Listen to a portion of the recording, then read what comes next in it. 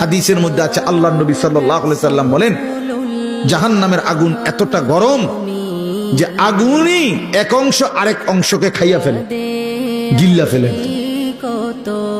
এই প্রচন্ড আগুনের মধ্যে জাহান্নামীকে ফেলবে, সে চিৎকার করবে, আর ফেরেশতা তখন ধমক দিবে, আলাম ইয়াতিকুম নাদির, এই বেঈমান, তোরে কি কেউ জাহান্নামের ভয় দেখায় নাই?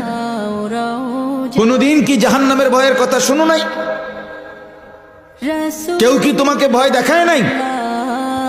কোরআন শরীফে আছে, জাহান্নামী বান্দা তখন বলবে, ক্বালু বালা, অবশ্যই বলেছিল ফেরেশতা ভাই, মিথ্যা বলে লাভ নাই, আমার কাছে বলছিল। কাদ জাআনা নাদির, আমগো এলাকায়, আমগো বাড়িতে, আমগো মহল্লায় বহু ভয় প্রদর্শনকারী বান্দা আল্লাহর পক্ষ থেকে এসেছিল।